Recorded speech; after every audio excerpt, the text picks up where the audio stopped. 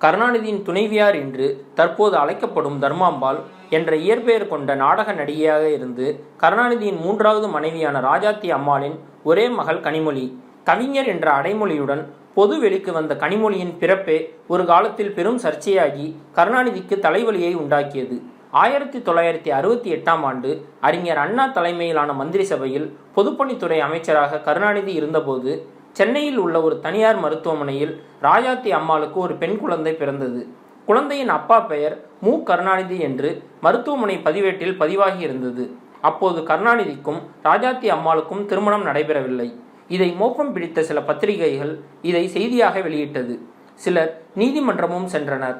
நீதிமன்றத்தில் தனக்கு கனிமொழி என்று பெண் குழந்தை இல்லை என்றும் ராஜாத்தி அம்மாளுக்கும் தனக்கும் எவ்வித தொடர்பும் இல்லை என்று பிரமாண பத்திரம் தாக்கல் செய்து வழக்கை முடித்தார் கருணாநிதி. ஆனால் விஷயம் அறிந்த அறிஞர் அண்ணா கருணாநிதியை கண்டித்ததை அடுத்து ராஜாத்தி அம்மாளை திருமணம் செய்து தனது துணைவி ஆக்கி கொண்டார்.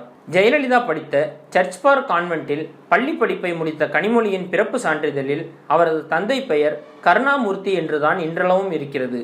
கருணாநிதியின் இயற்பெயர் தட்சணாமூர்த்தி என்பது குறிப்பிடத்தக்கது. பள்ளி படிப்பை முடித்த கனிமொழி வணிகவியலில் முதுகலை பட்டம் பெற்றார்.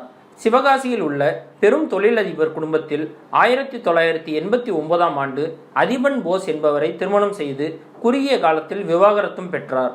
பின்னர் சிங்கப்பூரில் வசிக்கும் தொழிலதிபர் அரவிந்தனுடன் பழக்கம் ஏற்பட்டு 1997ஆம் ஆண்டு திருமணம் செய்தார்.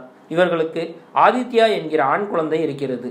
ஆரம்பத்தில் தி இந்து பத்திரிகையில் பணிபுரிந்தார். கருணாநிதியின் மற்ற பிள்ளைகளை காட்டிலும் கனிமொழி அவரின் கலை வாரிசாக திகழ்ந்தார். கவிதை, தமிழர் பண்பாடு போன்ற கலைகளில் ஆர்வமிக்க கனிமொழிக்கு அரசியலில் பெரிதாக ஆர்வம் இருந்ததில்லை.